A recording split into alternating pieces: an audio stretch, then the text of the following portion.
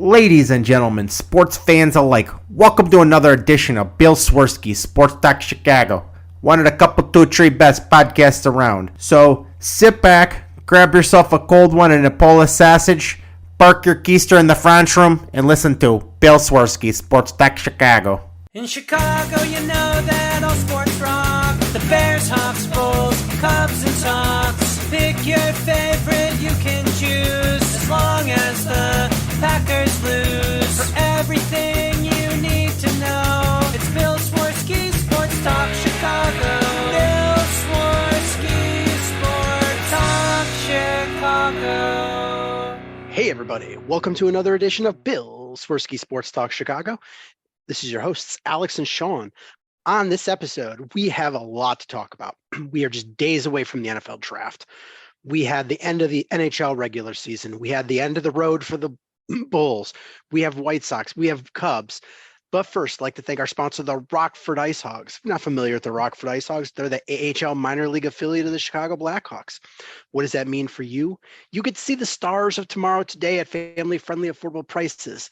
This team is in the playoffs, and they also just dropped today their game-worn autographed jersey auction. So I myself have a auction in for the Lucas Reichel jersey, game worn and autographed. So that is cool. So head on over to icehogs.com, get yourself a hat, shirt, game worn autographed jersey, and more. Tell them Swerski Sports sent you. Alex, how are you doing?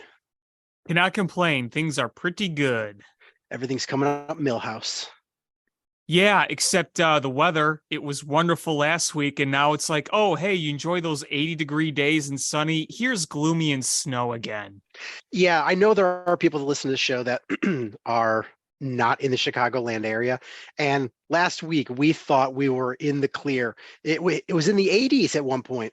And this woke up this morning, and there is snow, accumulated snow.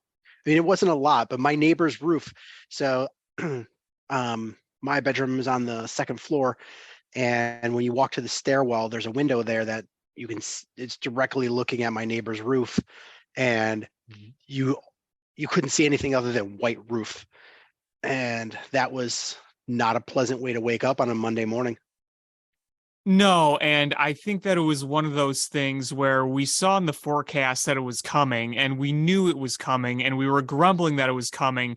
But then when it actually happened, we still acted surprised and angry, even though we should know better. That's exactly what I said to my wife. But I'm the one that was going around and going, it's not going to be snow. It's just going to be rain. Nope, it was snow. Yeah. And even though it was just a dusting and it all melted, it's when you've had a week of 70, 80-degree weather, it feels 10 times worse. And I could feel it in my sinuses too. My sinuses are dripping and, kind of clogged again. So, you're just getting used to that new, fresher, warm air. And then here's that cold air again with the gloominess. So hopefully this is absolutely it. Yeah, basically Mother Nature looked me in the face today and was like, somebody's got a case of the Mondays. No. Where do you want to start today?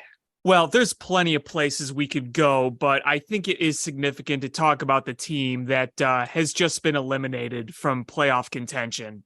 And that was kind of the big event last week, was this play-in tournament for the Bulls.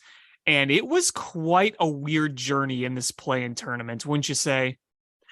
Yeah, I mean, it's funny. The play-in tournament, spoiler alert, the Bulls didn't make it in, but it was like a small sample size of the regular season. You had the first game in Toronto against the Raptors, and the Bulls came out and looked fantastic. You're like, oh, wow. All right, maybe we're going to get a run with the good Bulls. Oh, no. Then the bad Bulls flew down to Miami and just shit the bed. Yeah, and you know what I think is you can kind of break that down even further is you saw the Zach LaVine of the regular season. Because what happened in game one against Toronto? The Bulls were down. They missed a lot of free throws, 18, I believe, a ridiculous amount. And the Bulls go out and say, okay, we're going to take advantage. And what does your max player do? He goes out and plays like a max player in the fourth quarter and helps lead them to victory, in addition to DeMar DeRozan's daughter screaming, thanks for the assist there, obviously. But listen, that was a game where you say, hey, that was pretty fun. That was a nice, fun comeback. And they were able to overcome not only a 19-point deficit, but a really, really bad call on DeMar DeRozan in the final minutes of the game. You know which one I'm talking about, right? Yep, absolutely. Absolutely. And still bugged by that call. I heard it on the radio first, and they were pissed about it on the radio. And I was like, I have no gauge of how bad this is. But when I went home and watched the highlights, I was like, oh yeah, shitty call. Yeah. But you didn't crumble because of that. You still won the game. And it was, you knew who the Bulls were and you know what the stakes truly were, but you're like, okay, that's a fun win. We can at least enjoy that for a few nights before we have to head to Miami. And then you go to Miami. And I mean, you have a chance to win that game. You didn't play great in the first half, but you were, I would say the Bulls were very lucky to be within striking distance the way they played in the first half. You didn't feel that energy. You didn't feel that sense of urgency. And the second half, you rally and take the lead. You have a clear cut to winning this thing. And then everything just goes down the drain. And Zach LaVine, your max player, he showed up in Toronto, but he did not show up in Miami. Not at all. And when your season's on the line, you need your number one player to step up. And you didn't get that from Zach LaVine. You got it from Kobe White. Kobe White had a hell of a game in Miami. He hit those threes. He was looking good. He was scoring. Give a lot of props to Kobe White, but LaVine didn't show. And when your big guy doesn't show in a do or die game, probably not going to win. Not in that situation. Yeah, and what was kind of more disappointing than that game, and I'm going to be clear, is on one hand, I very much wanted the Bulls to win. The other hand, why? They're going to get smoked by Milwaukee. Right. Mm-hmm. There's no chance of them being Milwaukee. No. And if somehow there was a miracle that happened and they beat Milwaukee, they're not running through this. So I would rather have, I saw what happened in Miami, even if they eked that game out, they're not doing anything. I would rather have them have that couple of % chance of at Victor Wembanyama. Yeah.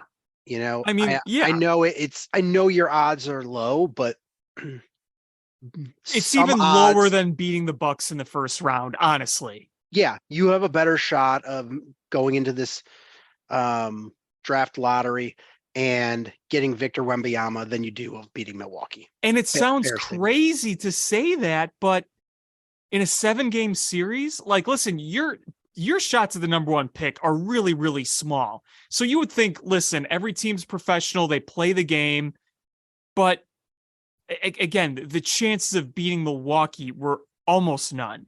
And even if you were to lose having to play Giannis in a couple of those games, look, the Bulls did beat Giannis in the regular season, but remember what happened towards the end of the season? The Bulls lost to a Bucks team without Giannis. Yeah, they had half the team just not playing, and the Bulls still lost. And listen, you could have. I think if the Bulls would have made it against the Bucks, they could have eked out a game. But you're not winning that series. No. So I'd rather wait till the lottery drawing, and fingers crossed that you get Victor Wembanyama. Well, we spent a lot of last week talking about where do you go from here, and Arturas Karnisovas talked to the media the day after they lost in the play-in tournament. That was Saturday around midday. And I mean, you heard things like, well, we felt good because we played better in the second half. I think we're on the right track. But again, what happened in the second half? Sure, you had a little bit of a win streak when you got Pat-Bev, but what happened? You lost the game to Giannis-less Milwaukee. You lost that game to the Atlanta Hawks, and you lost in the play-in tournament. I mean, I don't think you're really making much progress there. Yeah, that press conference was very disappointing, to be honest with you. And I don't think he really even wanted to do it. They love everybody and they want to bring everybody back. But let's be honest, they don't have, without going to the luxury tax, I don't think they can bring everybody back. No. And remember, you're paying Lonzo Ball all that money, and he is likely not going to play again. So that's a situation you have right there. And the big situation that I talked about last week that I'll bring up again is you're either going to lose Vooch for nothing, or you're going to have to pay him money to bring him back, a guy who's in his 30s, no longer a spring chicken, and you don't know how long he's going to be able to play at even a solid level. Yeah. And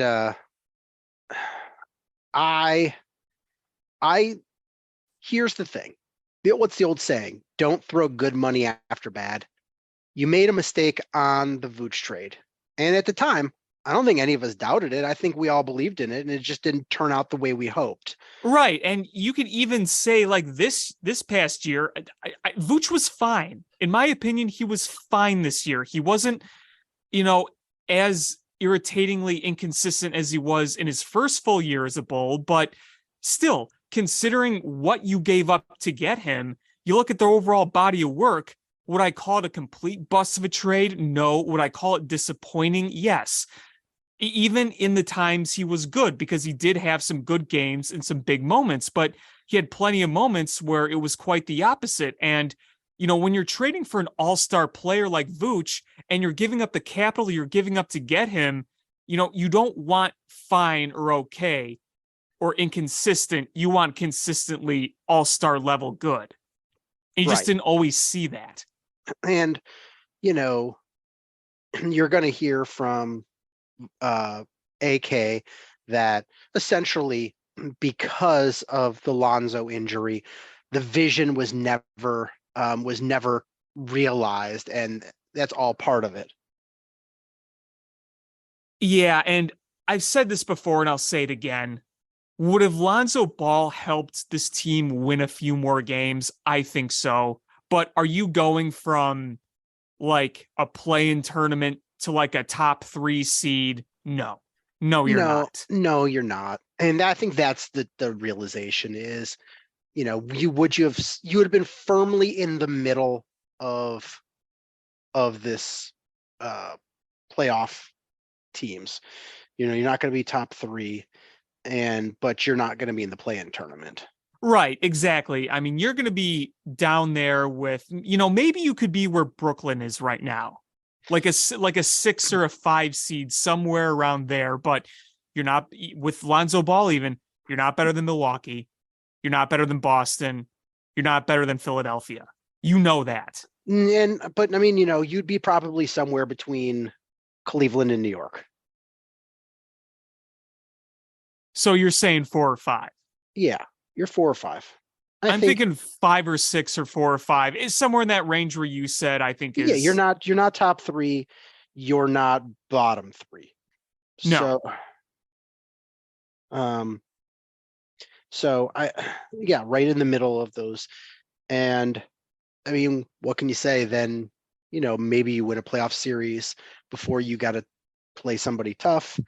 If you were a middle seed, if you were a 4 or 5, I think you could win a playoff series with Lonzo Ball, but they probably just won. Right. Before you got to play a real team. Right. Because if you were a 6 seed, you'd be playing Philadelphia. That would be a tough beat. It would be a tough beat. The thing is, though, you're fully healthy. At least you feel like if that other team doesn't bring it or they stumble, you can take advantage. With this team, you feel like even if they stumble, you have to play a really complete game to beat them. Right. I mean, you need everybody clicking at once because you're not going to play elite defense. So you're going to need Zach to score 30 plus points. You're going to need DeMar to score 20, 30 points. You're going to need Alex Caruso out there taking the ball away, making steals.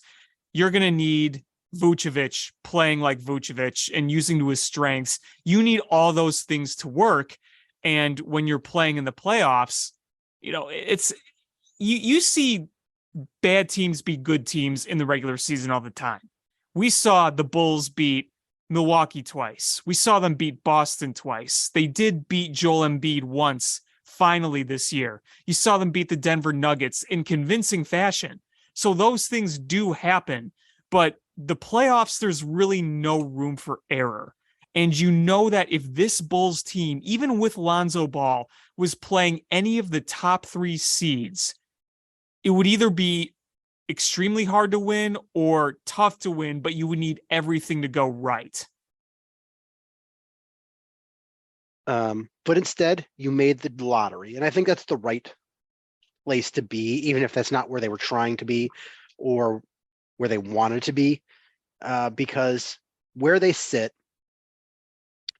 they have an 8.5% chance of a top 4 pick, which then they would be they'd be allowed to keep their pick and not send it off to Orlando. And which is good because then you actually have room to build. And they've got a 1.8% chance of getting Victor Wembanyama. So not huge, but it's at least a shot. And with that 8, so was that like 1 in 11? Something around there, 1 out of 11 chance of you getting a top 4 pick. Not great, but not awful. Not until Sean Hauptman here sneaks into the lottery, takes all the ping pong balls, scratches out all the names, and sloppily writes Bulls over every single one. And then just one of them, I write Marty Havlat Crockpot. Boy, that's a bit we haven't pulled out in a while.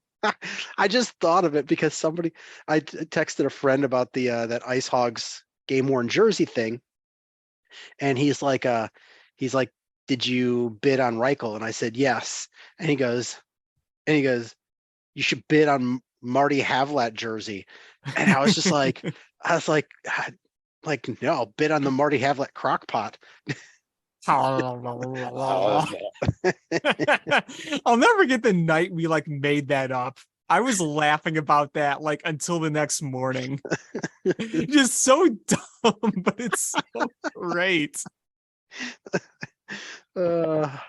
You'll replace the thing they draw the ping pong balls with the Marty Havlat crockpot.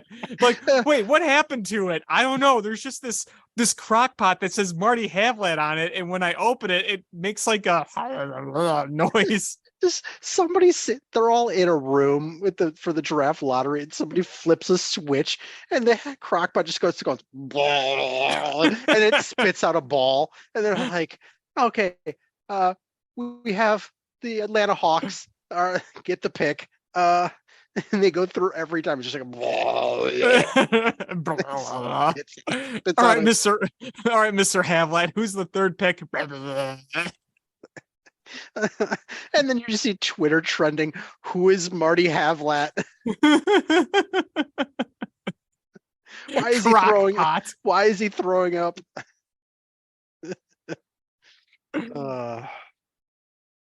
But yeah, the Arturas press conference, I don't know. It just left me feeling a little empty. They want to bring everybody back. Yeah. You need more shooting. You love to bring back Vooch. It didn't tell you anything. I don't know where are you going to find this more shooting? Who are you going to get rid of to bring in more shooters? I don't know.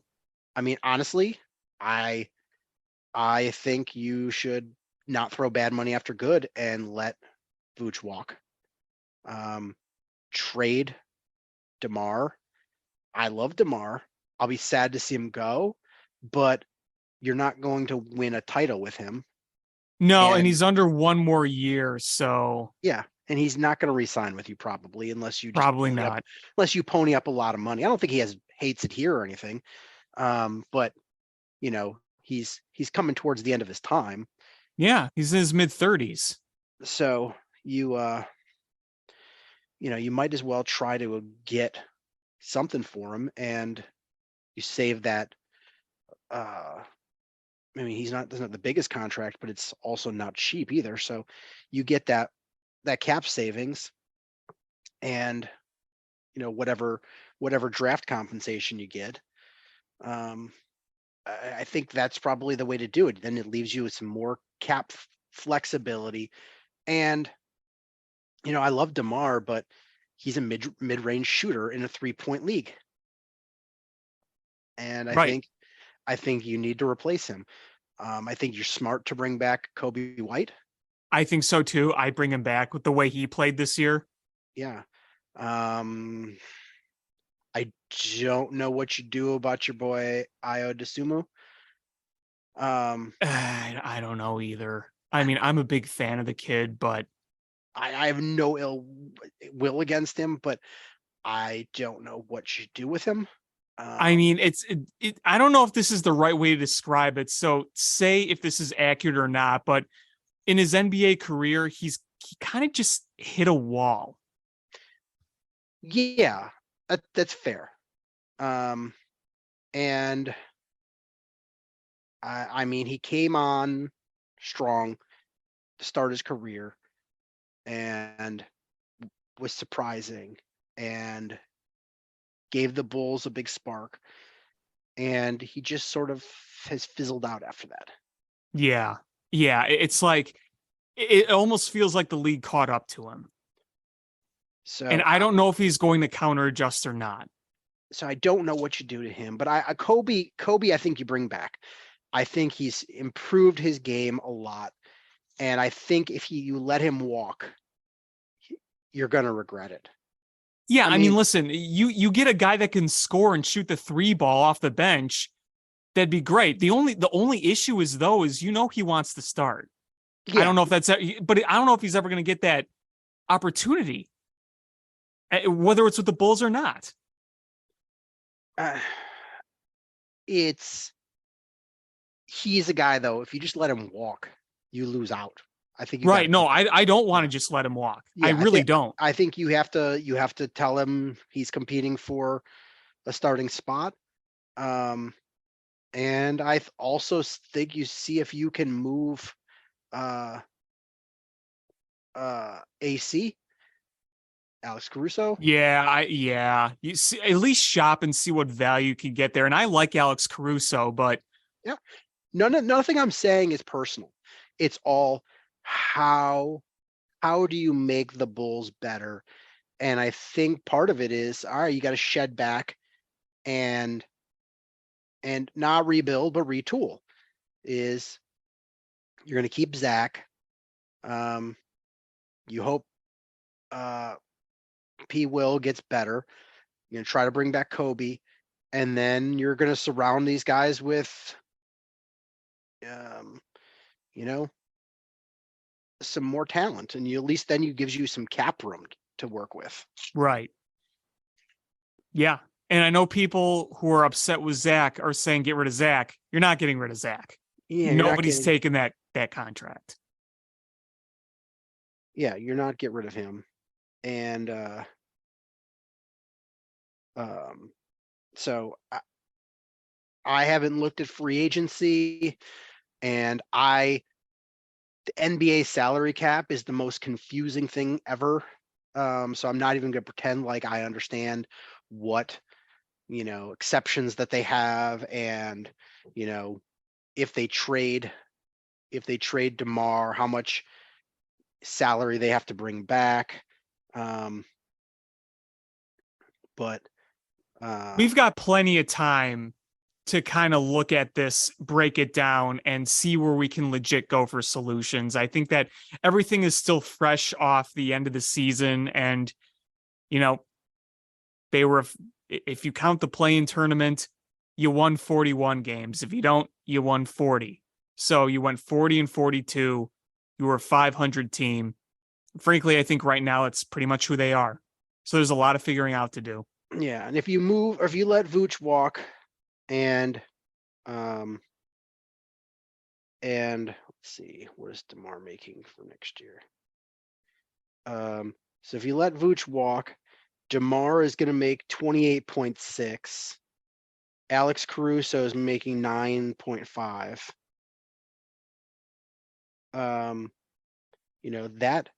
That right there is going to give you 40, 50, $60 million to work with if you move those three guys.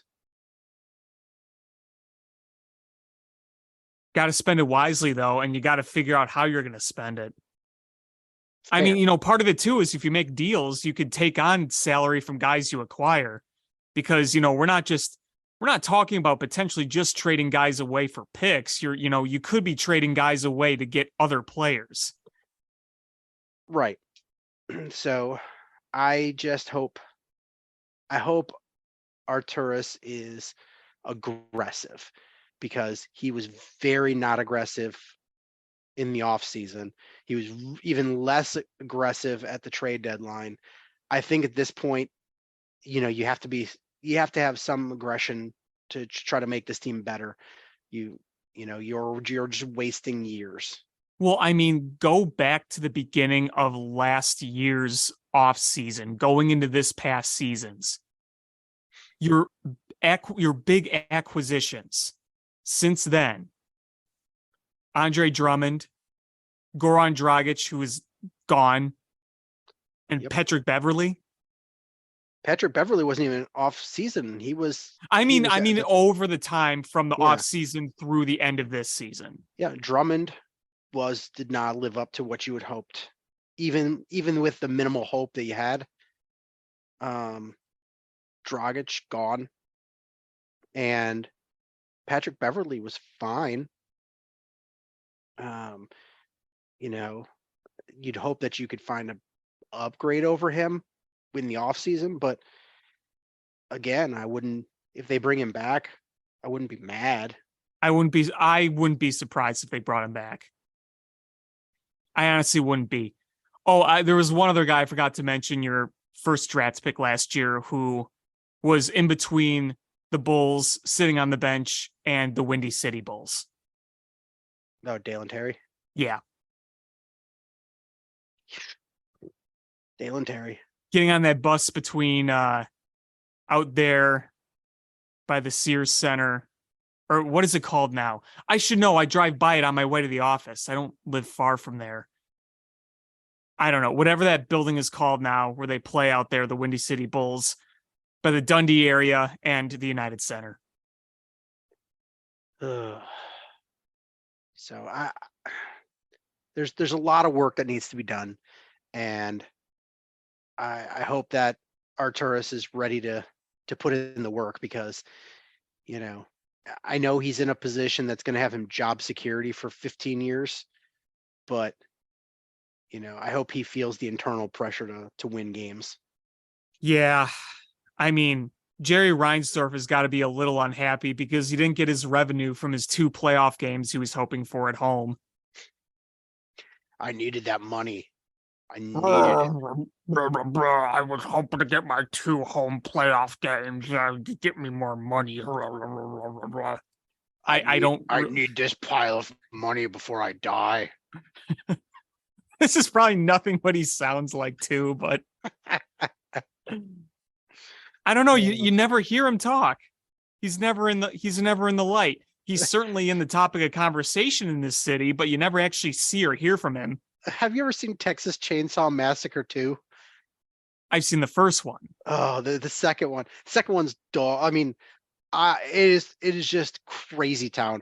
But there's like the grandpa who he's like a corpse, but somehow he's still alive. And they're like, hit her, grandpa. And the hammer in his hand. and he just drops it because he's just like, he's almost like Weekend at Bernie's.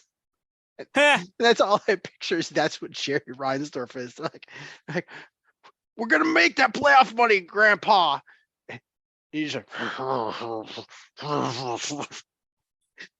he's just every time he breathes or talks, just dust comes out of that orifice.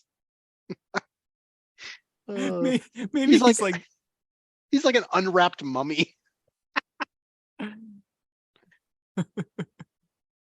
Maybe he's like Jabba the Hutt. Hey, Mr. Reinsdorf, good news. We made the play-in tournament. There's a chance we could get our 2 playoff games at home. Uka duka money. Upa dupa Pedro Grafol. Upa lupa Kenny Williams. Uska puta Rick Hahn. And John Paxson is like oh my god, what's the guy that's like his Jabba's right hand dude? Yeah. That's John Paxson. The long robe, his long fingernails.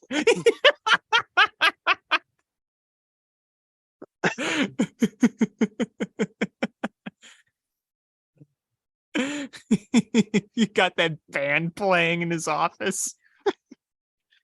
Bib Fortuna. John Paxuna.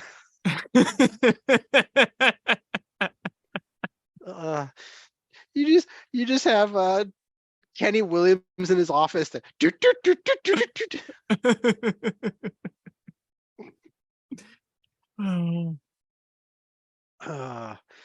Ozzie Guillen in the slave Leia outfit with a chain, trying to yank the chain. Kink, kink, kink.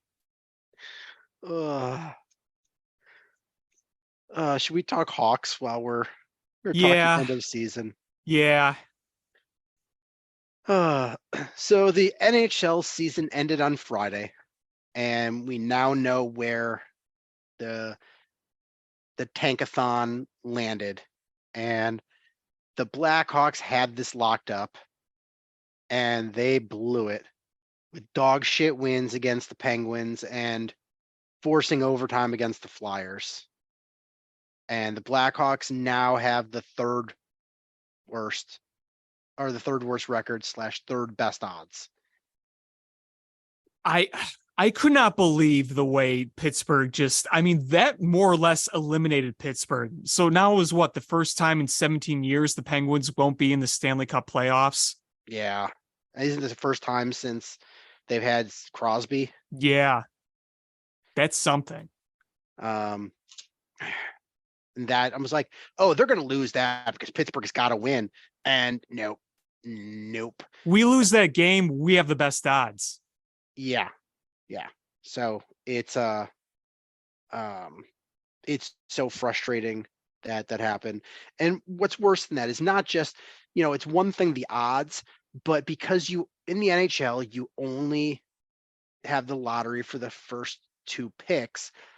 So the worst you can pick is 2 spots lower than where your ranking is. So if you had the worst odds or the worst record, the worst you can pick is 3rd. And right.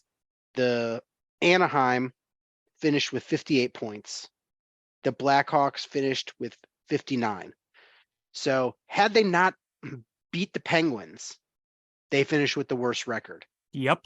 If they don't tie it up against the Flyers, they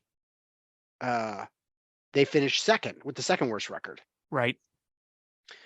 And honestly, they're lucky they didn't win that game against the Flyers, because if that would have been the case, they would have been 4th. Jonathan Toews almost had that breakaway goal. Almost had it in overtime. Now, I think what you just said is the most frustrating part, because if you're number 1, you have the best odds to get the number 1 overall pick, but it's not guaranteed. We've seen plenty of times the first overall team not actually get it. in terms of the order which they finished, but it's to the point of the Blackhawks could be picking outside the top 3. That's not what you want. At the very most, you want them picking top 3. Yeah, let me break down. So had they lost to the Penguins in regulation, they would have better than a 1 in 4 chance of getting the number 1 overall pick. Instead, where they are is these are the odds. They have 11.5% chance of getting the number 1 overall pick, an 11.5% chance of getting the number 2 overall pick, a 7.4% chance of getting the number 3 overall pick, and a 40.7% chance of getting the number 4 overall pick, and a 28.8% chance of getting the 5th overall pick. If we get the 5th, I'm going to be so pissed. Oh, I'm going to be so pissed. Because at that point you're like, okay, it's not going to be like I mean, the person may turn out to be very good, but there's 4 elite dudes in this draft, and you don't want to pick 5th. No, you don't. I mean, listen, if we get the 2nd or 3rd pick, I think we can all be okay with that, even if it's not Connor Bedard. Yeah. So to get one of the 4 dudes, you have a 71.7% chance of one of the first 4 picks, which are pretty solid odds. Yeah. Right? It's 70%. That's pretty good. So that's, I mean, you're just praying for Bedard though, because that changes everything. That really does. That changes the trajectory of everything that you're trying to do. You have the rock, which you will build your new team on. Yes. He will be playing here next year. And you've got somebody that you build this whole team around. And not only that, is you're getting him early enough in this rebuild that you can draft players that complement him. You're not trying to, on the fly, dump some other talent to build around him. Like it's a blank slate at this point. Yes. Yes. So you could build around him, find complementary talent around him. There's another element to this too. If you have Connor Bedard and he's playing next year, people will be inclined to buy tickets to the United Center to see him play. Yeah, absolutely. Even if the team stinks, listen, no matter what happens, the Blackhawks are not going to be contenders next year. We all know that, right? Right. But if you have this exciting generational talent that is just coming up, with how many hockey fans there are now in this generation, with all the youth hockey, with the interest in the game that has been built up since the beginning of the Kane and Taves era, people will be inclined to come to the Blackhawks games to watch him play. They could say, you know what? We just lost 5-3, but 2 of those 3 Blackhawks goals were absolute amazing moves by Connor Bedard. People will watch that. Absolutely. I mean, he's just super exciting. People watched the games for the Bears to watch Justin Fields last year. A team that lost more games than any other team in the NFL. People were tuned into Justin Fields. It'll be a similar reaction with the Blackhawks. People will do that for Connor Bedard. Connor Bedard immediately replaces Patrick Kane and Jonathan Taves as the face of this franchise. And instantly. Adam Fantilli would probably be the 2nd overall pick. And if you're the Blackhawks and you get the 2nd pick, I think you're still pretty excited. Yes, he's very, very good. The Athletic was describing him as a more offensive-minded Jonathan Taves. And again, to your point, a player like him, you can build around to what he is. The scary part is if they get outside the top two. Top two, easy. Number one, that is the easiest decision that probably anybody has made in a long time. Mm-hmm. And two, probably pretty easy. After that, it gets a little more complicated. There's two good players, but you've got Matvey Michkov, who's a Russian player, who talent-wise is phenomenal. Like, he's probably the second best player in this draft. The problem is he is signed to the KHL until the 25-26 season, I think. That's a long time. I mean, it's no, through the 2025-2026 season. So you wouldn't see him until the start of the 2026-2027 season. It's a long time. It's a long time. That is the more of the time frame if you were to draft a young player further down and develop them when they would be ready to play in the NHL. Well, and that's the whole thing, is you want to have control of some of these guys so you can develop them. And I know a lot of guys, you draft them, they're under your rights, but they're playing, college hockey, or they're playing in the OHL, they're playing somewhere, but that's a long time to be overseas playing if you're trying to develop one of the future. I mean, we're not talking about a second or third round pick. We're talking about potentially a top 4 pick, one of the most important drafts this franchise is going to have in quite some time. So there's a lot of thinking to do when it has to do with that kind of a thing.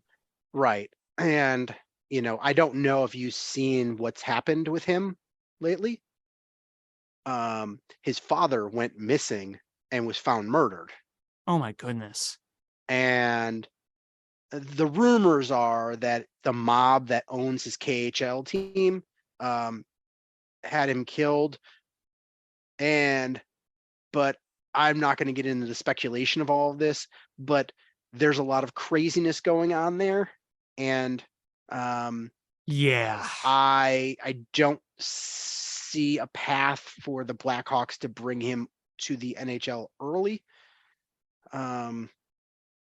But he would be talent-wise the guy that you would want to bring in. So the question is, and then the number 4 guy would be Leo Carlson, who is the defenseman, and he's an outstanding player. And in the SHL, he was playing against grown men and looked really good. And he's easily a top 4 defenseman and super talented. But do you go with the safer pick or the guy with the wild upside that you're not going to get for a while? And that's the scary part if you're the Blackhawks, is where do you go from there? And that's why I think getting one of the top 2 picks is so crucial. I mean, those are good players, but there's baggage there. Hasn't this organization dealt with enough of that? Yeah, just what? Let us win this lottery. Give us this, our 11.5%, which should have been 25.5%, but had to beat stupid Pittsburgh. Mm. Well, hopefully the odds will be in our favor. Yeah, we've got a couple more weeks before when is the draft lottery? It's in May, I believe. It's definitely in May. It is in 3 weeks. 3 weeks from today, as we're recording this on Monday. Yep. So that would be like the Monday after the NHL draft? Or is that so lottery date?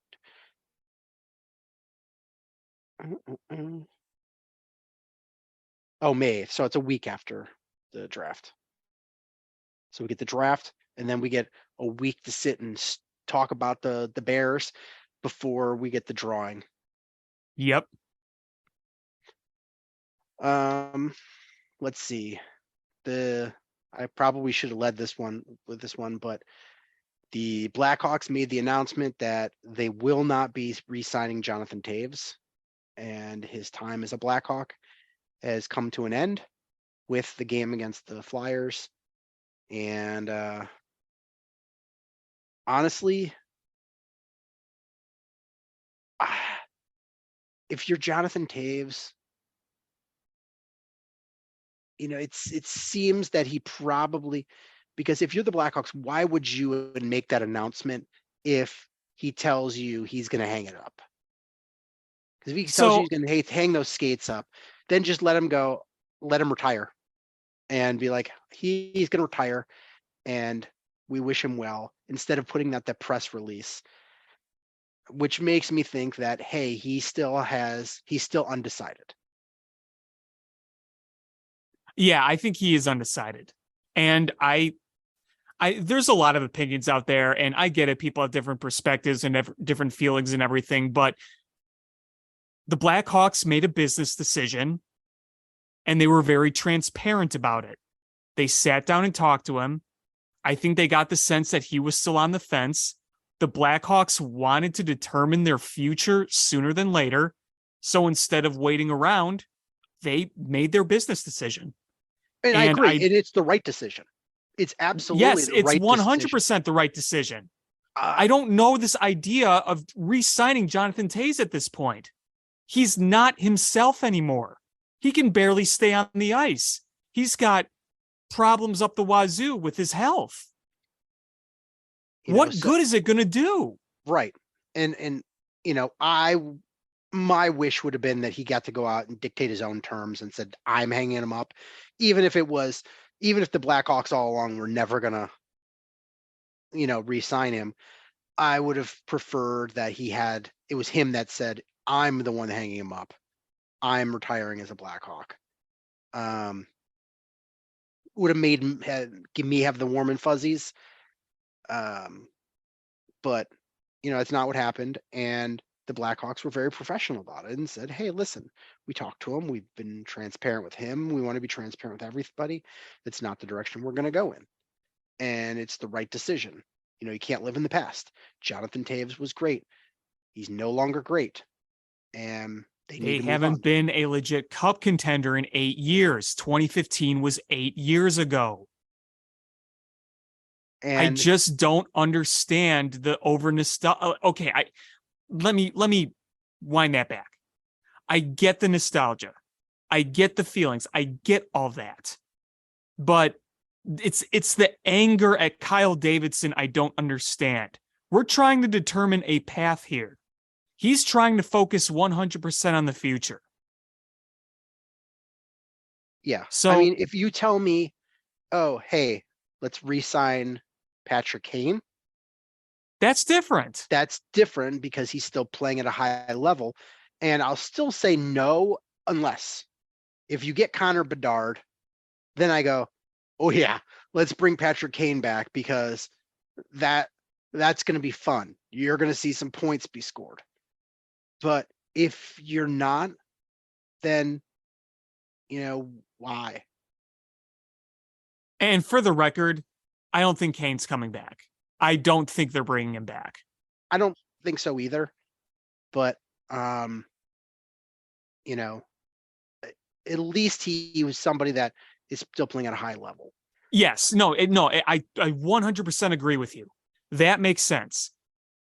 What was it? 2 years ago, Toews missed the entire season. Right. He missed and this year he missed a lot of time.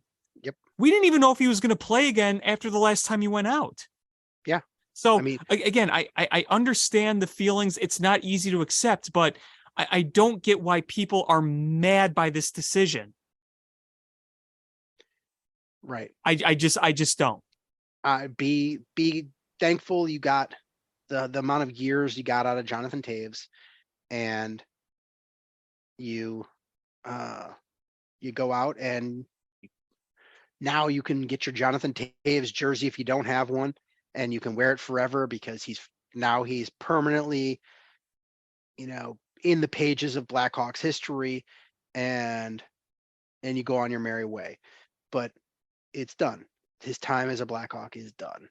And look, this decision, I think, was mostly influenced by on ice performance and the path of the team, right? That's what it mostly is. Oh, yeah. I do think that there was what made this easier for the organization to decide is that they were fine with the idea of clearing everything away from the past era for reasons that you damn well know what I'm talking about. Yes. Like we still cannot just pretend that didn't happen. Yes. They're trying to have a beach vacation. Yes.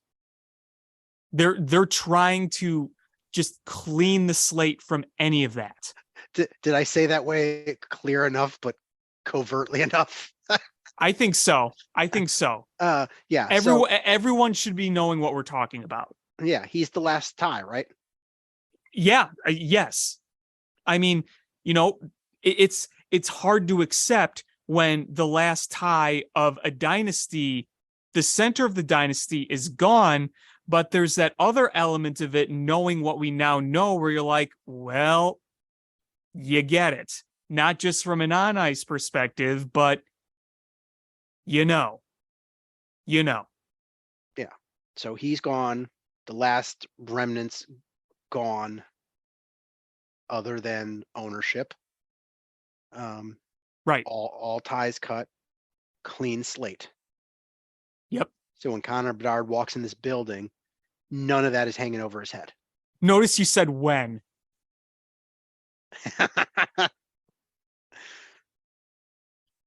I'm just going to be into existence. I have to, otherwise I'm going to be a sad panda. Yeah, I'll be a sad panda. Well, and like you said, if Connor Bedard does come to the Hawks, nothing of the past matters. This is his team and this is his future. We should be looking forward. We should all be looking forward. Regardless of where they land in their first pick, they have a buttload of draft picks moving forward. And this is a crucial offseason to hit on the picks that you have, because you know that it is going to be a long, long path to getting better again. And you need to start off on a good foot by identifying the right guys, drafting the right guys, and then as we go along, developing the right guys. I think that this team, this franchise right now, you can look and say, hey, you know what? We do have some guys already that are growing in stock down below, whether it's Lucas Reichel or Nazar, those guys that you already have, their stock is growing.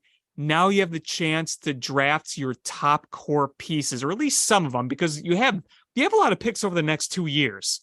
So this is going to be the most crucial part of this rebuild for Kyle Davidson, identifying the right guys. And when you get them here and they're playing in your organization, develop them. This franchise over the past decade has been arguably the worst franchise in all of hockey at developing talent.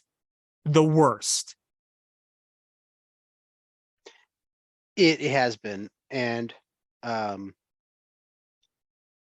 I'm looking at the NHL draft, and damn, do the Blackhawks have a lot of draft picks this year and then next year, but a whole lot this year. There's, let's see.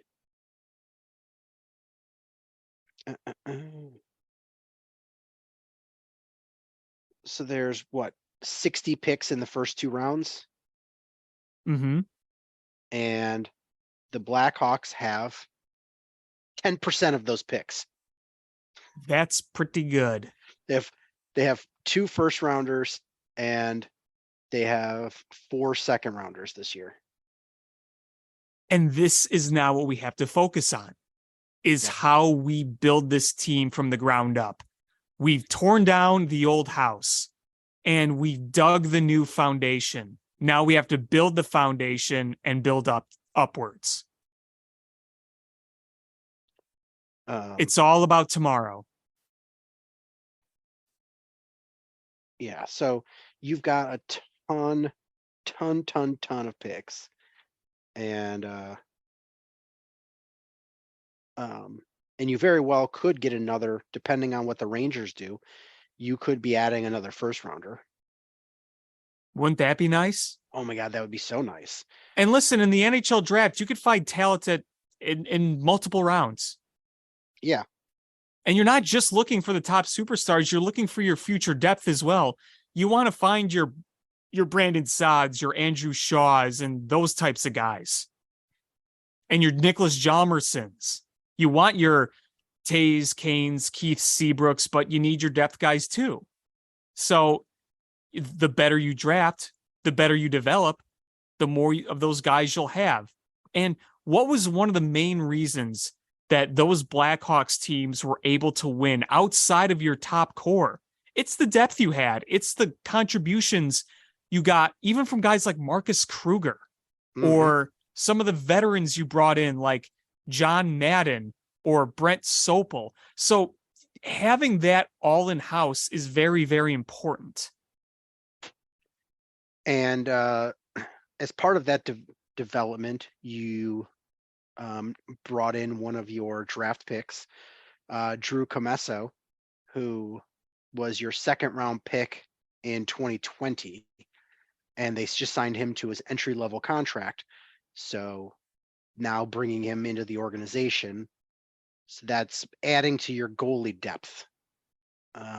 He's probably going to split time with Jackson Stauber and Rockford. But you know, who knows how long before you see him come up to play for the NHL team. Yeah. I mean, you want to have upcoming depth again when it comes to developing goaltenders. Oh yeah, absolutely. Because no, you'll be able to ride the next few years with veterans you bring in just because you're looking to fill a space, but you want to be able to be like, hey, listen, we're going to feel good this time about bringing up veteran goaltending, or bringing up young goaltending, I should say, for your long-term solutions. Right. I mean, you've got to have a young guy who's going to be your rock, your anchor through your contention window. Mm-hmm. And, you know, you're starting to build goalie depth along the way, which is good. You know, so you're going to have so many picks just to pad everywhere. And, you know, you hope you start to see guys hit, because, you know, even if they hit, you could start trading away depth. You know, if one guy, you're like, oh man, this is our goalie, this is our guy, and you have backup depth, it's not stopping you from trading that guy, you know, for somewhere where you have other needs. It's the Blackhawks are doing this the right way. And, you know, there's being a general manager in sports for a rebuild. There's, you know, two components: is doing the tear down right, and then doing the rebuild right.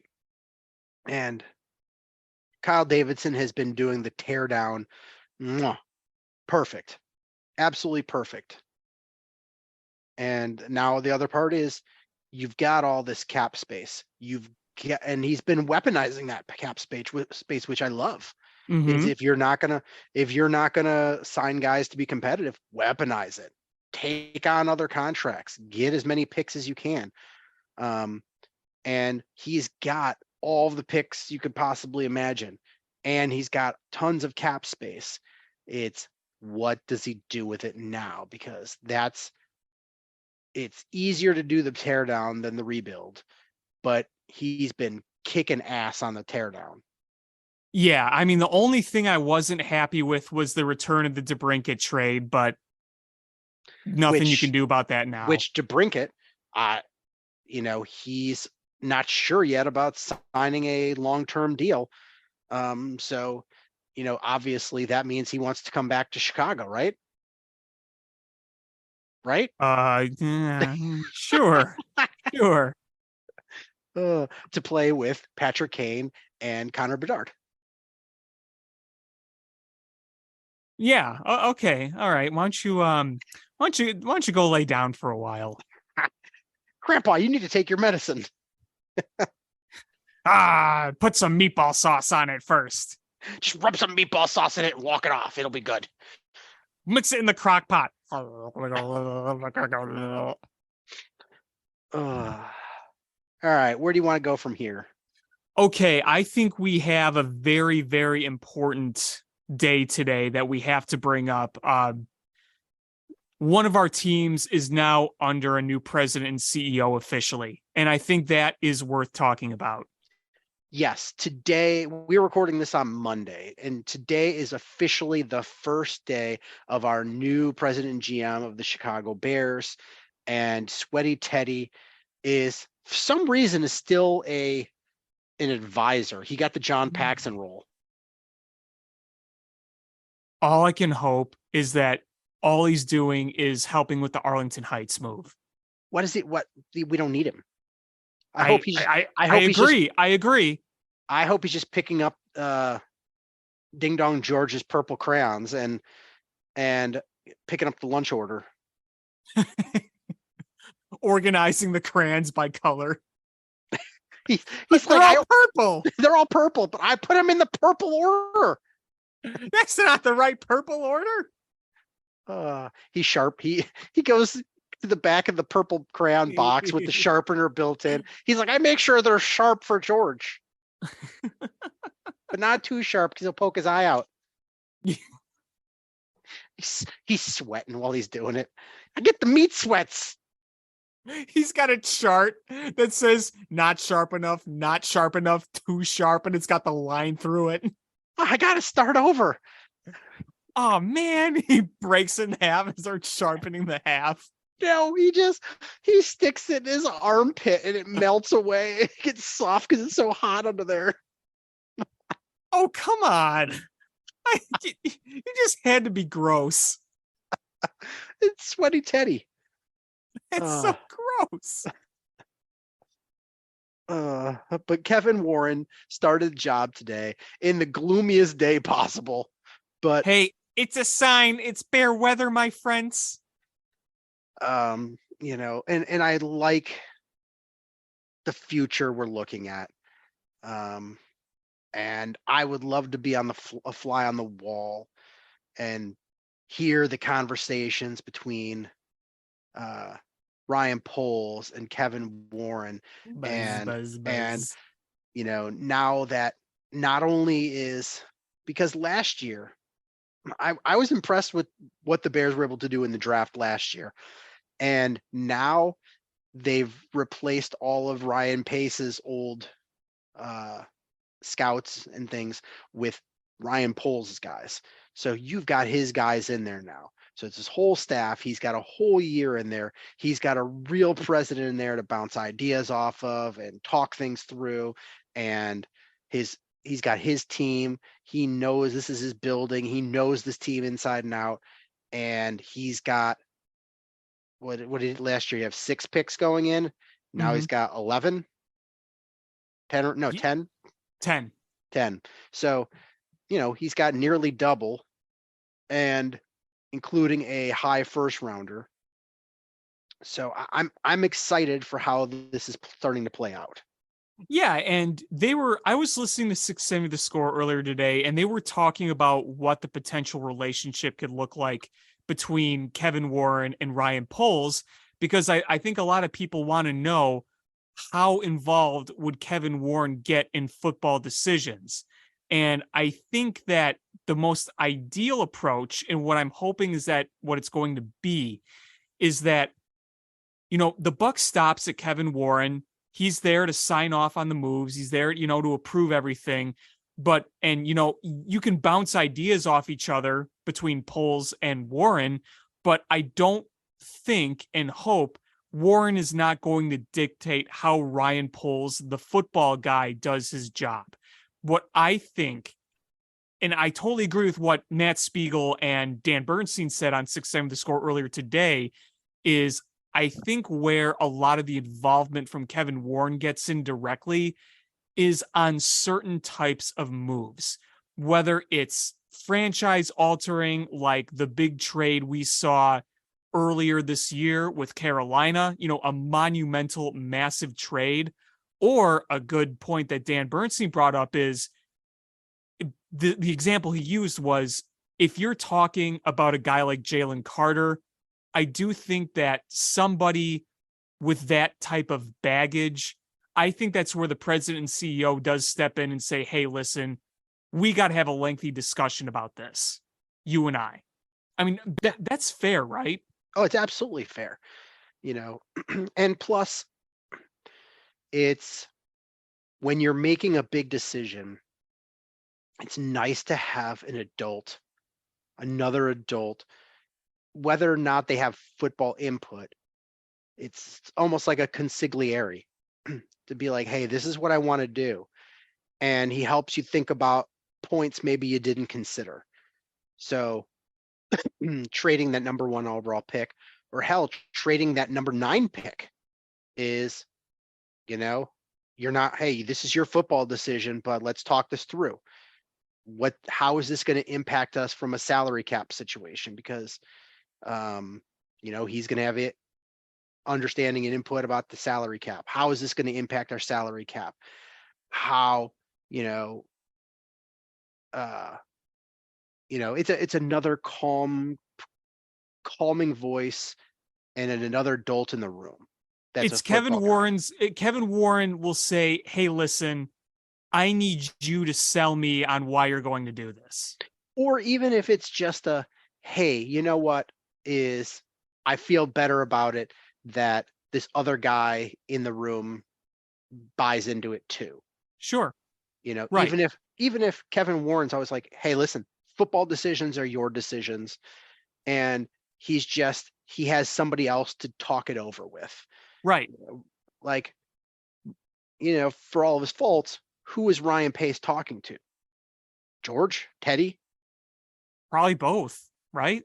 And then who the hell really knows? Yeah, what? Oh, hey, when he talked about when he signed or traded up to sign or to draft Mitch, he withheld it from so many people. I get that you don't want leaks, but if you're that concerned with leaks in your building, then shame on you for having, letting those leaks happen. Figurative leaks or actual leaks in the Hallis Hall building? It's probably both. And you got George just putting buckets everywhere, drip, drip, drip. Yeah. So if you're Ryan Poles, you feel confident here. Hey, listen, I've got my assistant GM that I'm confident in. I've got Kevin Warren, and I've got guys that I can bounce these ideas off of. What I want to do makes me feel more confident in the vision I have, or makes me consider points that maybe I didn't consider previously. Yeah. And I think that you feel a lot better when you can say, hey, listen, we have a guy in charge who has sports background. He worked with the Vikings. He was the Big Ten commissioner. This isn't just some accountant. This isn't a guy whose expertise is tax auditing. This is a guy with a sports background. So you're not talking sports with someone who's clueless on it. That's for sure. Yeah. And it's going to be important on draft day. I'll be curious to see if he's in the draft in the war on draft day. Yeah. But on draft day, people are like, this is what I would do and this is what I would do. But to be honest with you, is everything, even though the draft is long, it's gotta be a situation where it's nerve-wracking, because if the board doesn't play out the way you hoped, and watch it as a fan, be like, hey, here's the guys I want, and you start watching and you're like, this guy went off the board earlier than I thought, and this guy went off the board, and oh my God, that guy that I thought we could get in the third, he just went as a late first rounder. And you really start to get, you could get rattled pretty quick, because if the guys start going off the board and the board doesn't look like you expected it to look like, that's when you start reaching on guys or panic picking. And if you identify a guy that you want to trade up for, you having people that have been there before and not all new or in their positions, it's a calming influence, being like, hey, listen, we know all of these things that are happening. We know the board might break the wrong way, and we're prepared for it. We've planned this out. We've mocked this out. This is what happens if it breaks really badly for us. Or, hey, we decided we want to trade up and we're getting pressed and we're running out of time on the clock, but we really want this guy. Are we going to bend over and get boned on a trade? It's no. This is, you've talked it through, you're comfortable, and having those other guys in the room be like, if you start to get desperate or anxious, they're there to be like, you got this. Calm down, you got this. Yeah, those are all good points. I mean, it's really important to be able to adapt to when things don't go in your first plan. You can't be spinning your wheels. Yeah. I mean, this is so much less pressure, but I've done a lot of mock drafts with other people through electronic means, and sometimes you're like, oh man, this is working out perfect. Everything's coming up the way I hoped. And even when plays out the way you hope, you're still going to miss out on guys that you really liked. But when it breaks bad, you're like, I've done a few mock drafts where you get to a point in like the second round and the best guys available are tight ends or a position that you already drafted in the first round, or you get to the third and the best players are running backs and linebackers. And you're like, I don't want to draft a running back in the third, but we don't need a linebacker. Those are the things where you start panicking. You're like, oh, okay, well, I'm drafting the 64th pick, but I'm taking a guy that I have, ranked as like 80th on my board because the other guys are all positions I don't need. So it's you got to be prepared for those. You got to be prepared because if you don't have a plan in place, and it's not just hey, you know what, I picked this guy, is you got to look at the draft a little bit. Is, like if Jalen Carter falls to you, part of the conversation you have to have in your head is, or with your people, is, the character issues, the how hard is he going to work when he's in the building, all those things. But then you also have to say is, if we don't take him, who are we going to put in that 3 technique? Who are the other 3 techniques in this draft? Not only where do we rank them, where do we think the other teams are going to rank them? Because if there's, 2 other 3 techniques in this draft that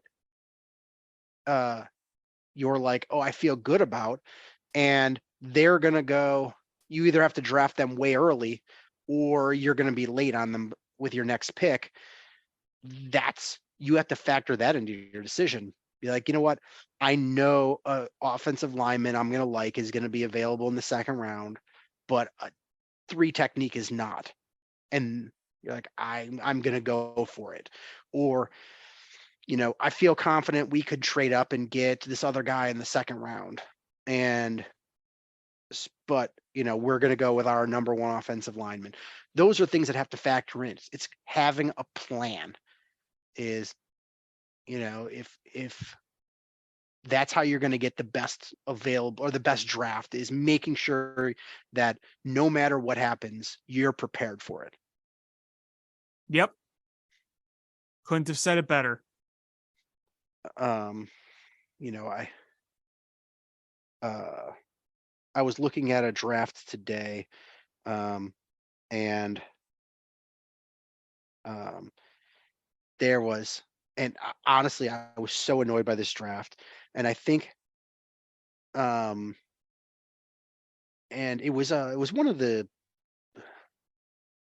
Bleacher Report or one of those sites that actually has people that are writing about the Bears, not just like a random person on Twitter. And in it, they were like, "Oh, the Bears this point are so lucky that Trent Simpson is available, and they have to run to the podium and be able to take it." And Trent Simpson, he's a linebacker for Clemson. He's a really good football player, but he's a linebacker. Why in the world would the Bears spend a first or a second or a third round pick on a linebacker? Well, in the position they're in, you would think that they filled a lot of that linebacking already, so they'd want to address the bigger holes. Yeah, you don't like, where's he going to play? So you've got your Mike and your Will already as your free agents. So you've got your Sam position, which right now you're filling. But sure, could you upgrade? Obviously, but that Sam linebacker is only on the field like 10 or 15% of the time, maybe 20%. Like, so why would you spend a second or a third round draft pick on a guy to play, not even a quarter of the downs on defense? Like, it just doesn't make any sense to me. Yeah, there are much bigger needs. I don't want them to reach too far, but there are definitely bigger needs. Yeah. So I sat down and I was like, okay, here's a list of names. Who are the list of players that I would be comfortable picking at number 9? And assuming they don't trade down. Yeah, assuming they don't. So you're trade picking down. at you're picking right at number 9. Yeah. Okay. And I'm fine with trades. I'm just not one of those guys that's going to be like, hey, listen, I'm going to factor in a trade here, because that just adds so much more, such a bigger variable that you've no control over. Yeah, that's fair. So I'm saying if they stick at 9, here are the names of players that I would be comfortable picking. Will Anderson. I would be absolutely flabbergasted if he's available at 9, but if he is, that's a slam dunk. Yeah, Ryan Poles, I want to see what 40 time he puts up sprinting to that phone to call that in. Jalen Carter. I'm nervous about him, but he's a guy I am too. That prior to all of the shenanigans in the pro day, and he was a guy that we were talking about picking at the number 1 pick. And if we can get him at number 9, and the rumors is that the Bears are enamored with him, and they will not let him leave the build, or he'll be a Bear if he's available at 9. Tyree Wilson, the edge rusher. I would be very happy with if he was there. Paris Johnson Jr. He's probably the best tackle in the draft. Christian Gonzalez, the cornerback. I don't think cornerback is that high of a need, but if things don't play out like you expect, getting an elite cornerback that's a premium position, and you can't have enough cornerbacks. No, especially when you have Jalen Johnson, who, as good as he is, let's face it, he's had trouble staying on the field with injury issues. Yeah. And, who knows if he's going to sign a contract extension with the Bears. So, it's, I would not be sad if they drafted Christian Gonzalez or Devin Witherspoon from Illinois. And then Miles Murphy, another edge rusher.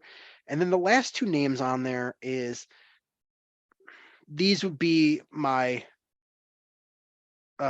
absolutely, if they had to, Broderick Jones and Nolan Smith. So those are the names. If they stay at 9, I'm almost positive you're going to draft one of those guys.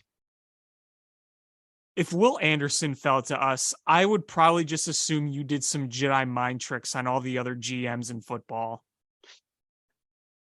No, that's not Will Anderson. That's Wes Anderson. And I start doing some awkward camera shots and wear a bow tie. Yeah, so those are the names. And here's the thing is Bears fans act like, oh my God, we have holes here, we have holes there, and we have to draft to fill all these holes. You don't draft out of desperation. You draft out of strength. Pick the best players you can. There are still free agents left. Are they the top free agents? No, but there are plenty of free agents left. If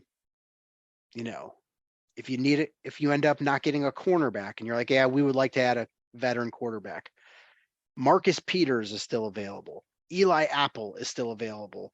Rock Ya-Sin, who played under Flus, still available. Tackle. Taylor Lewan is still available. And if you sign him, you're going to have to kick Braxton Jones over to the right-hand side because Taylor Lewan only plays the left side. But you have 2 tackles. And you feel good about your guard, center guard positions. You fill this spot. Edge rusher. If you don't get an edge rusher, Jadeveon Clowney is still out there. Carl Nassib, Leonard Floyd. There are still, I'm just saying, would you rather have Travis Gibson run out there again or a flyer on Leonard Floyd again? I'm not saying it's what I want to do. It's just saying it's an option. If you don't get somebody in the draft, there are players out there. I really hope they find an edge rusher in the draft. I really, really hope so. Yes, it would be nice to get pressure on the quarterback. They need to get pressure on the quarterback. They have to. They have to get more than what they had last year. They couldn't even breathe on the quarterback last year.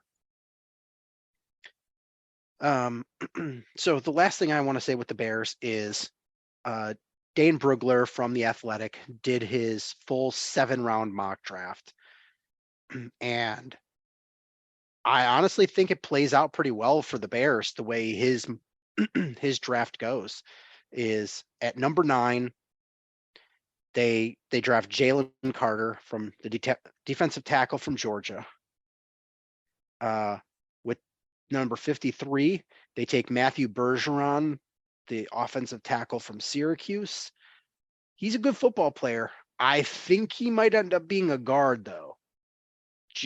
That's my one caveat with Matthew Bergeron, but he's a good football player. The 61 pick, Julius Brents, cornerback out of Kansas State. 64, Derek Hall, edge rusher out of Auburn.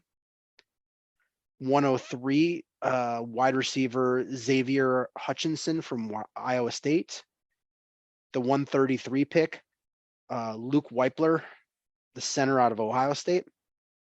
136, Chase Brown, running back out of Illinois. 148, Kobe Turner, defensive tackle from Wake Forest. 218, Ronnie Hickman, safety out of Ohio State. And 258, Jose Ramirez, edge rusher out of Eastern Michigan. So it's actually a pretty solid draft as you get a center who's going to be a starting center. You get a running back who's going to be a bell cow type running back. You get your 3 technique that you can plug right in. You get a guy that you can try on the right-hand side at tackle. He might end up being a guard, but you've got a guy that's a good football player. You add some more cornerback depth and some edge depth and a wide receiver that's good, but he's a traits guy, but you give him opportunity to make the squad. I think that's a pretty good draft. Yeah. Chase Brown from Illinois would be pretty exciting. I know I'm a little biased there sounding it, but overall, that sounds like pretty solid. Again, Carter makes me nervous, but the ceiling, if that were to work out, would be significant. But it comes with baggage. It comes with risk. It's funny because you're in mid-April. You're like, oh man, this Jalen Carter pick makes me nervous. But if 3 months ago you were like, the Bears are going to get Jalen Carter with the number 9 pick, you'd be like, no effing way. That's insane. No way. I don't believe you. Yeah. Oh, yeah. I mean, perspective changes quite a bit when things happen. Absolutely. Absolutely. But it's it's exciting. We are like a week and a half away from this draft. And what's wild is the Bears have the number 9 pick, and we won't get to that pick until like an hour and a half into the draft. Yeah, I know. I am so done with the mocks and they'll do this, they'll do that. What will they do? What will they think? What will they look at? I just want it to happen already. Just bring me the draft. Yeah, day I'm now. kind of tired with it too. I just brought up the Dane Brugler one just because No, it's and I don't nice. blame you for Yeah, it. it's nice when people actually go through and draft, or they mock everything, and it's when guys are like, this is what I would do, and you're just you're picking a guy that's probably going to be a first round pick with the end of the second round, and you're like, it's just not realistic. Is somebody that this is their entire job and they're mocking this out, and you're like, okay, I'm looking at this, and you just see a way that it breaks for the Bears and turns out well.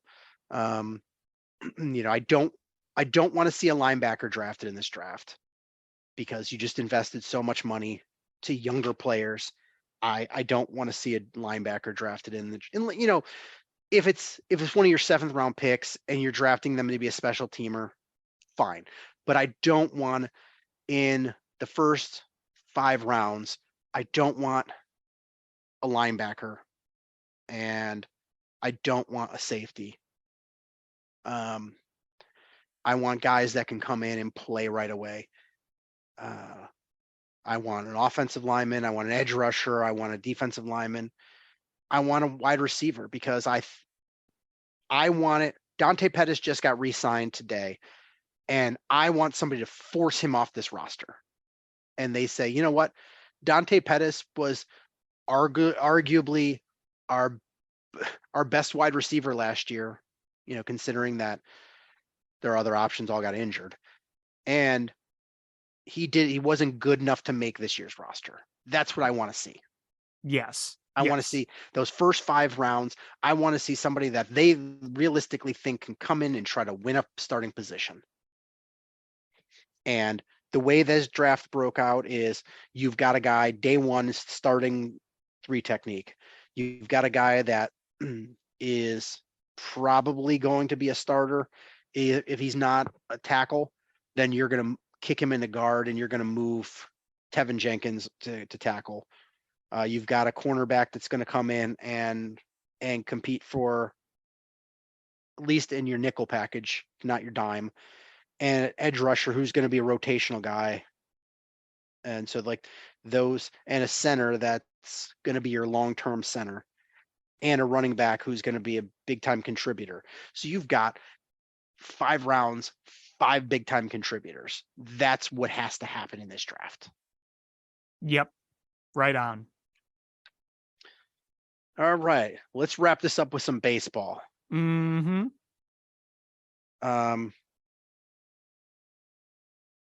Who do you want to start with? I'll leave that up to you. Let's go Cubs. Let's go Cubs. Go I Cubs, agree. go. Let's go Cubs. Go Cubs, go. So it's nice. Oof. Like phone started playing a basketball game. So it's nice to see the West Coast teams, but I hate these late starts. Oh, me too. I mean, the fact that I got to go back to work tomorrow and the Cubs A's game is just about to get underway and it's 8:40. Yeah, it's bogus, but it's nice to see them play teams that you don't see as often. Like Cubs A's, it's not a matchup you see very often. No. And I got to say, every time we play the A's or anytime I watch the A's, I'm reminded just how slick those uniforms they have are. Oh, I know. I do like the A's uniforms. But yeah, I mean, the Cubs have been playing pretty good baseball. It's pretty significant series out in LA. Yeah, you're winning series. Like, sure, could you be doing a little better? And do you give up games that you probably should have won? Absolutely. But you're winning series. And that's what's important, because if you just keep winning series, that's how you make the playoffs. Well, and I think go ahead. You win 2 out of 3 against Seattle. You win 2 out of 3 against the Dodgers, and it should have been a sweep of the Dodgers. Man, that Saturday night loss stunk so bad.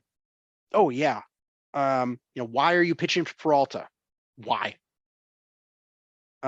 Yeah, I mean, that whole thing, and if he just would have swung a little bit later, that would have been a routine ground ball right to Nico. I mean, it was not far out of his reach. But you move Peralta to first, get the bases loaded, and you get their 9-hitter on deck, who was 0 for 3 that game. That's Wasn't probably Barnes hitless on the year going into that? possibly. But knowing our luck, he would have gapped one. But I mean, but the thing is yeah, I mean, David Ross didn't do very good there, but one of the main issue that I had with that game, and I wasn't watching it, I just followed it a little bit because I had Orthodox Easter stuff, so I was just leaving after the 8th inning. But what really stunk about that game was they couldn't cash in on the opportunities to extend the lead because they had plenty of them. They really just, the bats were just not hot that game. Your lone run was a Patrick Wisdom home run. Right. And you know what? Overall, I liked what I've seen from the offense. It just happened to be that Saturday game. They weren't on it. Right. But they came out the Sunday game and they locked it down, got the win. Friday, the bats were out. I mean, when Yan Gomes has multiple home run game, you're about to kick some ass. You had Yan Gomes multiple home runs. Seiya Suzuki came back and hit a home run. You had Ian Happ go 4 for 4 with a home run and 2 doubles. And I think I got to say, I got to hand it to him. Ever since the first series of the season, Cody Bellinger has looked pretty solid at the plate. That home run he hit on Sunday, that was a bomb. I think that was one of the hardest hit balls he's had in the last few years. Yeah, honestly, is if he can bump up the power numbers a little bit, like I am fine with his average and on base percentage. He's hitting the ball fine and he's fielding great. I mean, robbing that home run by Hayward, great, fantastic. It just looks really smooth out there. I mean, I said it last week or 2 weeks ago when I was sitting at the game behind home plate, looking straight just above field level to every fly ball that was hit into Cody Bellinger's range, which is quite a big range. You see how smoothly he's able to just read the ball, get to where the ball is, and make the catch. You know, there's a lot more at catching a fly ball than just seeing it and catching it. You have to go on the right route to get to where the ball is. And that's one thing you just never worry about with Cody Bellinger out there. Yeah, he just looks smooth out there. When I went to the game on Monday, the 3-2 win against the walk-off win against Seattle. Oh, that's so cool you were there. Yeah, it was awesome. And the weather was perfect. It was my first Cubs game of the season, and was sitting out in the bleachers in left field, but had this perfect view of everything that Bellinger was doing. And I was like, this is great. You know, he looks fantastic out there. And that game was great. Drew Smyly pitched fantastic. Mhm. And then you get the walk off, and you're like, man, I'm feeling good here. Yeah. And you know what? It was one of those games where you can say, hey, you were able to face adversity in, what was it, the top of the 10th when you loaded the bases with one out and Keegan Thompson was able to get out of it. You know, that's one thing where you're like, hey, you could have easily crumbled there and you were able to get out of it unscathed, setting up the win. Now, one thing I wanted to mention from those two games, and I want to get to the comeback in a minute, but I couldn't help but notice watching the game on TV just how different it looks under the new LED lighting at Wrigley Field. Yeah. It's honestly, I didn't, you know, it's weird. So the Seattle game was an early evening game, and being there, I haven't been to a night game in a long time. So being there, I couldn't really tell the difference, but you could see the difference on TV. Big time. Big time. I mean, the field was so much more evenly lit. It was much brighter. And, you know, you obviously noticed the blinking lights at the end of the game. Yeah. So it's but it's nice to see the Cubs playing well. I mean, game 2 against Seattle, Wesneski did not have a good game. No. But the bats just came alive and picked him up. And you're like, okay, all right. You know, it's one thing to have your pitcher that you're counting on just have a shitty game. But when you can pick him up and be like, don't worry, bats got you, and get that win, that's huge. That Nelson Velasquez grand slam was such a special moment. That, I mean, it felt like a postseason game watching that. And then to have Dansby Swanson go 4 for 4 before, you know, having to come out with the cramp after his wife just had surgery, and Velasquez didn't only hit the home run, he was on base a lot that game. And then you saw, you know, Trey Mancini kind of got things going with the 2-run shot to center. So just the fact that they saw themselves in a really early hole and were able to bounce back the way they did. And it's not like they slowly chipped away over 5 innings. I mean, they were, boom, right back in it so quickly. I mean, it was amazing how fast that all turned around. Right. Steele has looked great pitching. Looked awesome at Dodger Stadium the other night. Fantastic. You've got Suzuki back. Jameson Taillon looked good against the Dodgers. Things are starting to look good. You're climbing back up those standings, and I like where Cubs are going here. You got to beat Oakland. This worries me. Oakland is so bad, but how many times have we seen the Cubs struggle against players like the ones that are on Oakland? Yeah, you've got to. You know, you've just got to, because that team is abysmal. They're not just bad, they're abysmal. Yeah, I mean, the run differential is like minus 60 something. But how many times have we seen guys like 200 hitting Jace Peterson or Jesus Aguilar, or just those guys just torture us over the years? Yeah, but, It's the definition of a trap series, and they can't fall into it. right. Because if they take care of business this series, they could be in first place in the division. And at least be in like a good spot where you can say, hey, we have taken care of business here, and now we have to face the Dodgers again, 4-game set, and then you got to face the Padres. You don't want to bring yourself down because you lost some games to the A's. You don't want to do that. So this series is going to be important. It is. You can't backpedal here.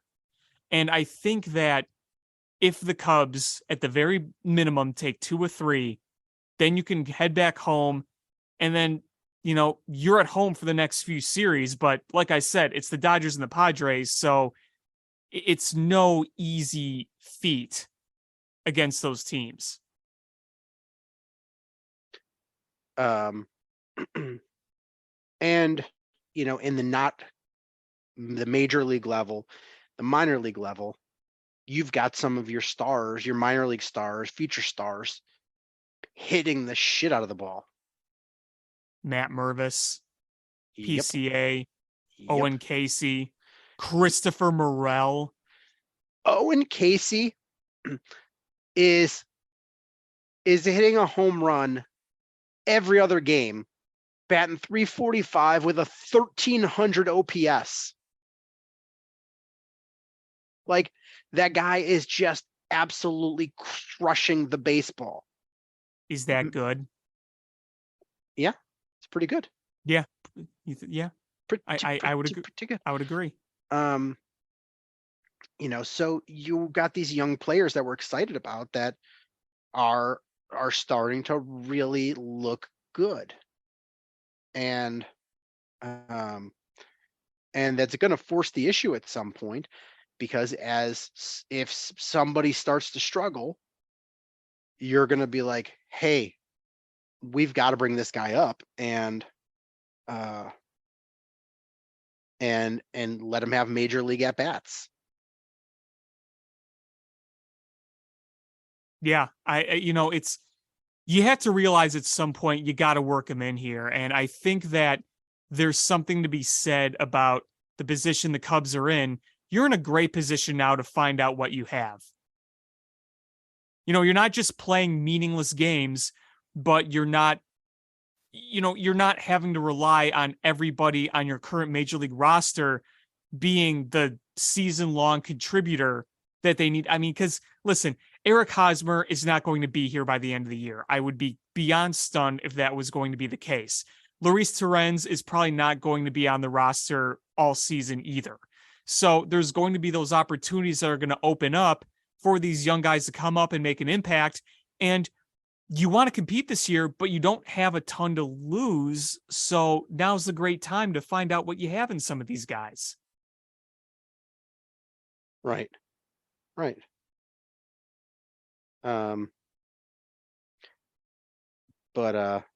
who else is doing well in the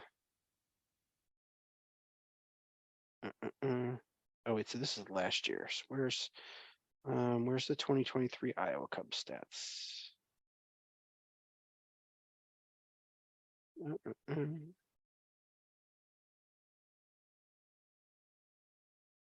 They're mashing, I can tell you that. I was watching some of the Iowa Cubs game the other day on Marquee and looked everybody's hitting the crap out of the ball down there. Yeah, you love to see it. You just really love to see it. One guy who is not killing it that I'm very, very sad about is Brennan Davis. Yep. I don't know. I think those injuries are I don't want to fully give up on him yet, but I think the stock is really starting to fall, unfortunately. You called it. It makes me sad. I did express concern. I did. But, we'll see how this season plays out.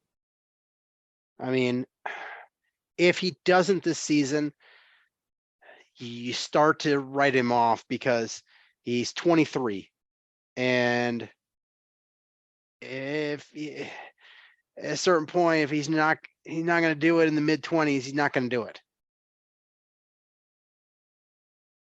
Right. And I still think that those back injuries really, really killed it. But one other thing that's former Cubs related is I'm sure you've taken stock of how Wilson Contreras is doing. Yes, I have. And I don't want to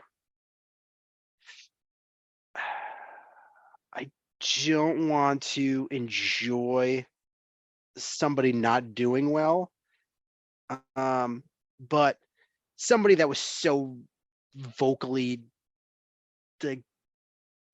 speaking so poorly of the Cubs, it's kind of comeuppance.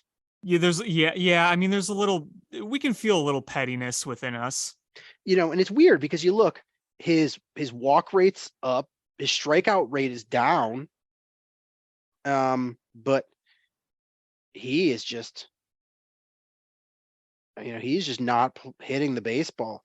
So right now he's batting, his slash line is 200, 286, 240. Well, he's up to 245 now. Oh, is he? In the current game, he's got multiple hits. Oh, okay. Because I'm looking at Fangraphs right now, and yeah, his slugging is 240. And he's got a 0 WAR. It's 0.0. Of course it's early. Lutarski. But, he's a 31-year-old catcher who, has had a series of injuries over the years.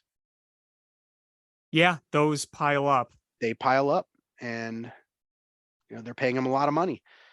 And I like the way the Cubs catching is going. Well, hopefully they can handle Wisniewski because he's already in some trouble. Already? He's already given up 2 hits. Jesus. Game's and he's just given up a run. Oh, Jesus.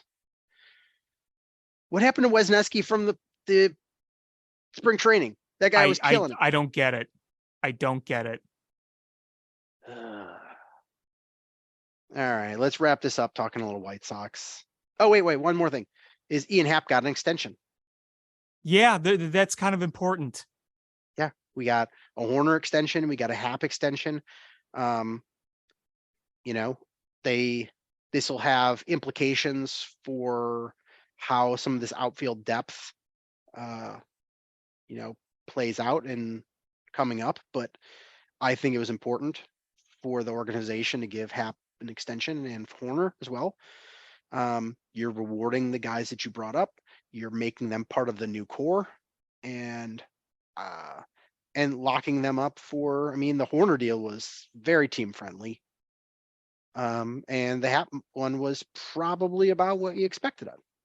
Well, it's nice because you have 2 very reasonable extensions with 2 of these guys now in a realistic window. You're not committing long term to these guys, but you have them locked down for the next 4 years.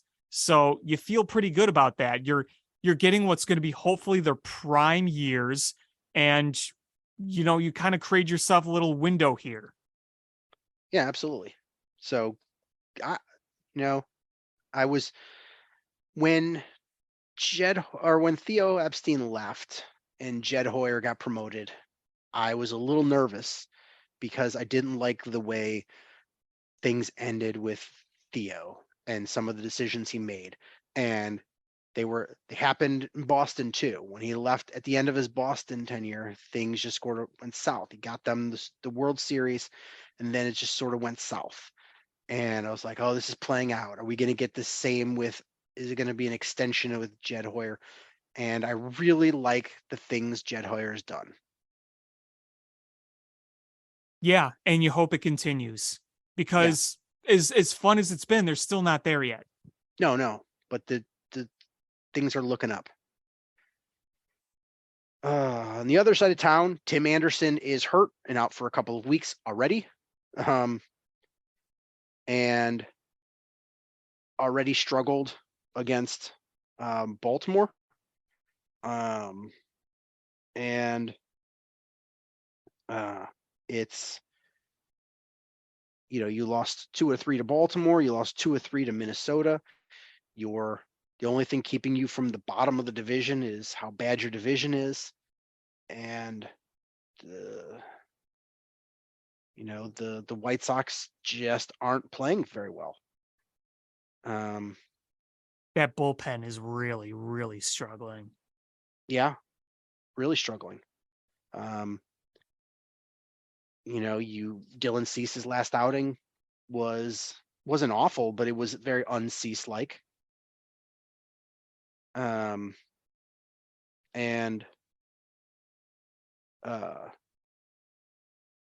you're just not. The bats have been inconsistent.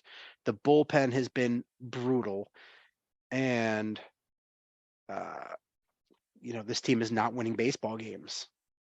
I mean, the nice thing is for them is at least the starting pitching in recent days has looked overall better. I mean, you saw that after that really awful start for Michael Kopech, the last 2 have been improved.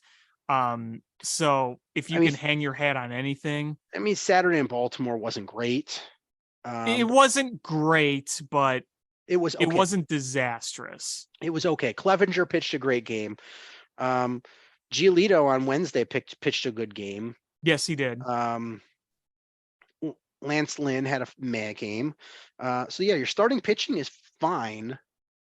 The bullpen's terrible, and the bats are just really inconsistent. Yeah, I mean, the thing is you're seeing some good hitting, great hitting from Jake Berger. He's been kind of carrying your team. He has been great. You got a Oscar Colas walk-off. Mm-hmm. And let's clarify. Jake Berger's great at the plate. Oh yeah. At the plate. And Lenyn Sosa got a home run from him. And that's about it. Andrew Vaughn's been hitting, but not hitting for power. He's getting on base though. So there's that. Yeah. It's not awful, but you expect a lot more power from him. His slugging is worse than Gavin Sheets. Gavin Sheets has been hitting fine, but he is a brutal fielder. Yeah, that play against the Twins. Jake Berger crushing it. Oscar Colas looking good. And I want to talk real quick. And Elvis Andrus is there. He's there having fun, enjoying his time. Yeah, he's just kind of there. I rewatched the play against the Pirates where O'Neal Cruz got injured, and I saw it one time, and because somebody was like, "Oh, is it?"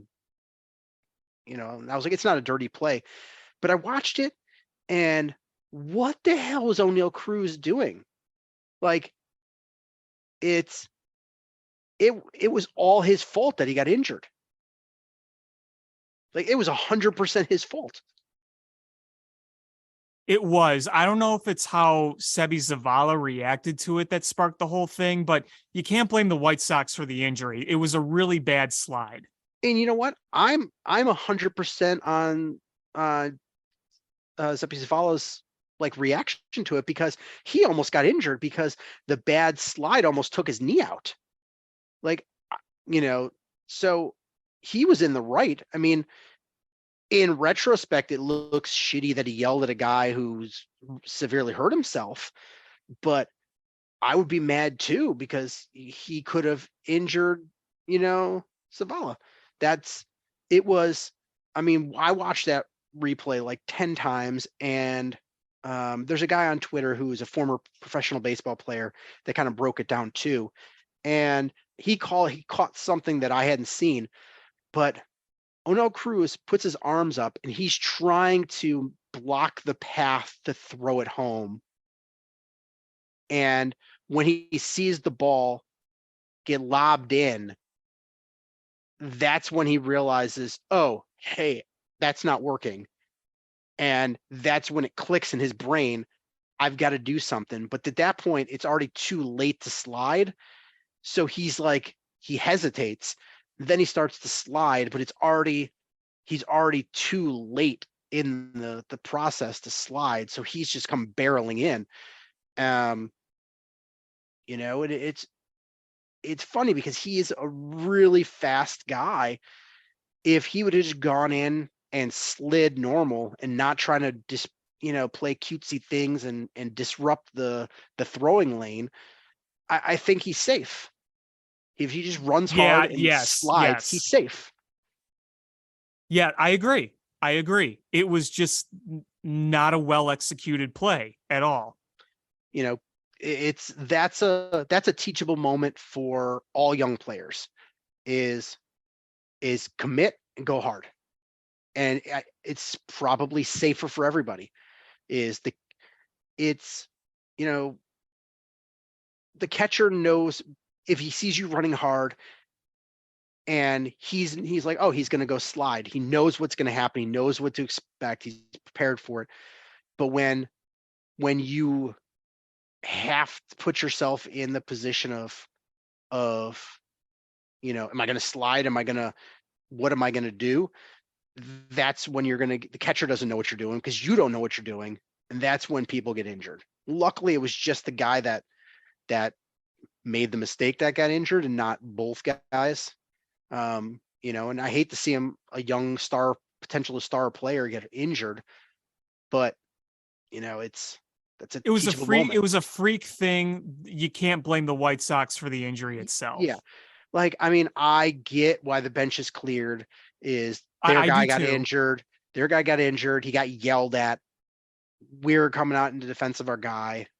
But when cooler heads prevail and you all look at what happened, it was a young player made a bad mistake and a veteran player gets heated and says something. And I doubt he would have said it had he known the guy was injured.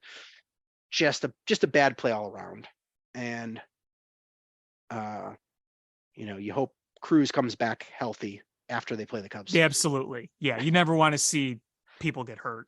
And you don't want to see him play the Cubs because he clobbered them. Yeah. And nobody wants to see Patrick Wisdom. Patrick Wisdom is great. He just homered again. Did he? Yes, he did. Man. It's 1-1 now. Wisdom just hit a no doubter. He's got big boy power. Yeah, that when he connects, I'll do a reference to somebody that I wasn't alive for seeing, but I've seen the footage of some of those Dave Kingman home runs. Oh, is Dave Kingman when he hit that ball, it was those were big boy shots. Yeah. And Patrick Wisdom has hit some absolute wallopers. How often do you watch Patrick Wisdom homer and you're like, oh, maybe. Like, it's like when it leaves the bat, you're like, that's gone. Even the ones he hits low on a line, they're just hit so hard where you're like, okay, that's going. Yeah, I was not alive for Cubs Dave Kingman, but in my early heyday of starting to watch baseball and collecting baseball cards, and when I started to absorb everything I could of baseball, Dave Kingman was played for the A's, and you just watched him crush baseballs. Wish I could have watched that, but now we got Patrick Wisdom, right? Yeah. But Dave Kingman was putting up 35 home runs. Yeah, 40 home runs. Wasn't he like one of the first 40 plus home run players or 400 plus home run players to not make the Hall of Fame? Because obviously you have the steroid guys, but they came afterwards. Because what? Dave Kingman's peak was like what, the 70s, right? Yeah, late 70s. Let's see. 400 home run guys that are not in the Hall of Fame. Mark Teixeira, Alfonso Soriano, Darrell Evans, Edwin Encarnacion,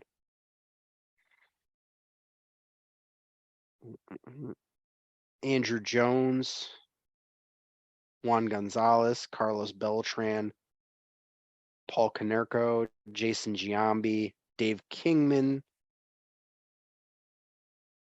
Nelson Cruz, Adam Dunn, Jose Canseco, Carlos Delgado, Adrian Beltre, Miguel Cabrera, Gary Sheffield. All after Dave Kingman. Yeah, Manny Ramirez, Mark McGuire, Sammy Souser, A-Rod, Pujols, Bonds. And all of those, you could say, for the most part, why they're not in the Hall of Fame. Bonds, because he used steroids. Pujols, because he's not eligible yet. A-Rod, steroids. Sosa, steroids. McGuire, steroids.